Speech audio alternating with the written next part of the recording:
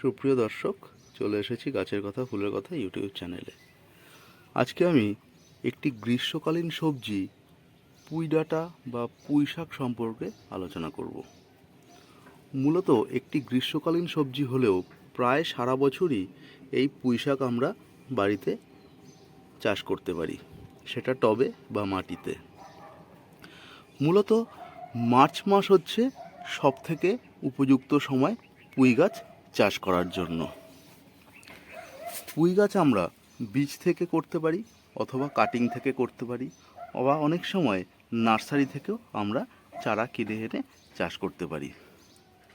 সেক্ষেত্রে পুঁই গাছ যদি বাড়িতে করা যায় তবে জৈবিক পদ্ধতিতে করাই ভালো, কারণ সেটা আমরা নিজেদের ঘরে রান্নাঘরে নিজেদের খাবার জন্য ব্যবহার করব।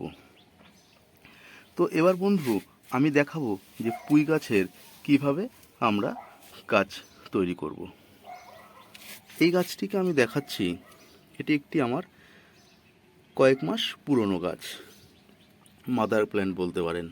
তো এই গাছটি থেকেই আমি বীজ সংগ্রহ করি। আশা করি আপনারা দেখতে পাচ্ছেন আমার এই বীজগুলোকে কিন্তু প্রায় কালো যখন হয়ে যাবে তখন কিন্তু এর থেকে চারা হওয়ার উপযুক্ত হয়ে যাবে, অর্থাৎ বীজটি পরিপক্ক হয়ে যাবে।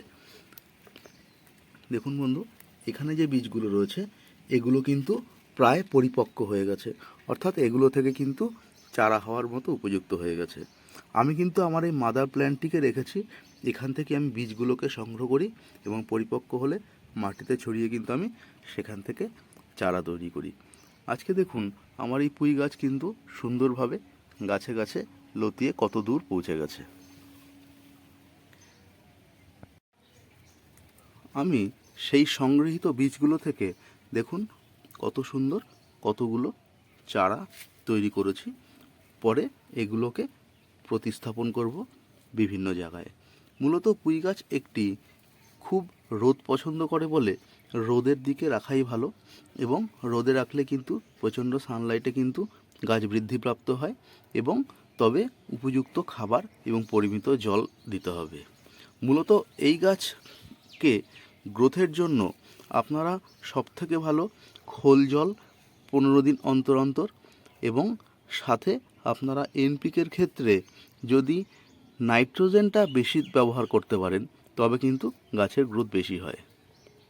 তবে নাইট্রোজেন সার যদি আপনারা ব্যবহার করতে না চান রাসায়নিক, সেই ক্ষেত্রে নাইট্রোজেনের জন্য আপনারা পাতলা খোল জল ব্যবহার করলেই কিন্তু সেই গাছের গ্রোথ ভালো হবে, এবং ঘরোয়া পদ্ধতিতে জৈবিক পদ্ধতিতে আপনারা নিশ্চিন্তে নিজের বাড়িতে ব্যবহার বা খাবারের উপযুক্ত হয়ে উঠবে।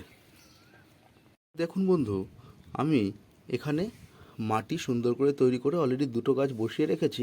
আরেকটি গাছ আপনাদের সামনে আমি কীভাবে বসাচ্ছি সেটি একটু দেখাবো। তার আগে বলবো এই মাটি তৈরি।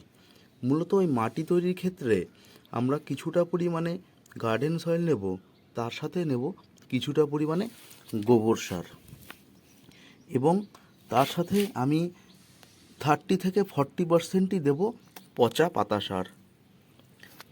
আশা করি আপনারা আমার এই মাটির পচা পাতা অংশগুলো বুঝতে পারছেন। কালো কালো সব অংশগুলো, বাদামি রঙের অংশগুলো, এগুলো আসলে পচা পাতা। এই পুঁই শাক কিন্তু এই পচা পাতা মাটিতে খুব ভালো হয়, সেই জন্য মূলত এই মাটিকে আমি বেশি পছন্দ করি, এবং এই মাটিতেই কিন্তু আমি সুন্দর করে এই গাছগুলোকে রোপণ করছি। মূলত দেখুন আমি মাটিটিকে প্রথমে একটু সুন্দর করে আলগা করে নেব, নিয়ে এইবার এখানে আমি সুন্দর করে এই চারাটিকে রোপণ করছি।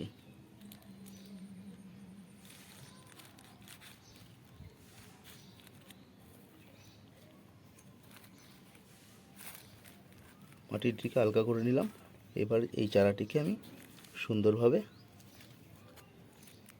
রোপণ করব। এবার আমি কিছুটা পরিমাণে জল দিয়ে দেবো। এইভাবে যদি আপনারা পুঁই গাছ বাড়িতে চাষ করতে পারেন, সেটা বীজের মাধ্যমে বা বীজ থেকে চারা তৈরি করে, অথবা কাটিং থেকেও কিন্তু আপনারা সেই চারা তৈরি করতে পারেন। অনেক সময় দেখা গেল বাজার থেকে আপনারা পুঁই শাক কিনে এনেছেন, সেখান থেকে তার ডগা বা নিচের অংশগুলো যেগুলো থাকছে সেগুলোও কিন্তু আপনারা প্রয়োজনে একটু ঠান্ডা জায়গায় বালিতে রেখে সুন্দর চারা করে আপনারা কিন্তু পুঁই চাষ করতে পারেন। আর রোগের ক্ষেত্রে সেরকম কিছু রোগ বলতে অনেক সময় এর একটু পাতা পুড়ে যাওয়া এই ধরনের সমস্যা হয়, বা অনেক সময় এই পোকার এই ছোট ছোট ওই জাপ পোকা টাইপের পোকা লাগতে পারে। তো তার জন্য আপনারা নিম তেল ব্যবহার করবেন, সেটাই বেস্ট। 15 দিনে একবার পরন্ত বিকেলে সন্ধ্যার সময় সূর্য ডোবার পর আপনারা সামান্য পরিমাণে নিম তেল জলে গুলে স্প্রে করে দেবেন। তাহলে কিন্তু বন্ধু আপনারা সহজেই এই চাষকে খুব সহজ পদ্ধতিতে টবে টবে চাষ করতে পারবেন।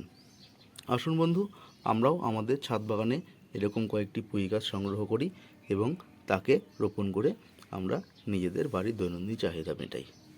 ভালো থাকবেন বন্ধু, সঙ্গে থাকার জন্য অসংখ্য ধন্যবাদ। আমার চ্যানেলটিকে যদি আপনাদের ভালো লাগে প্লিজ প্লিজ অনুরোধ রইল সাবস্ক্রাইব করে দেওয়ার জন্য এবং লাইক কমেন্ট করে জানাবেন। ভালো থাকবেন বন্ধু, অসংখ্য ধন্যবাদ।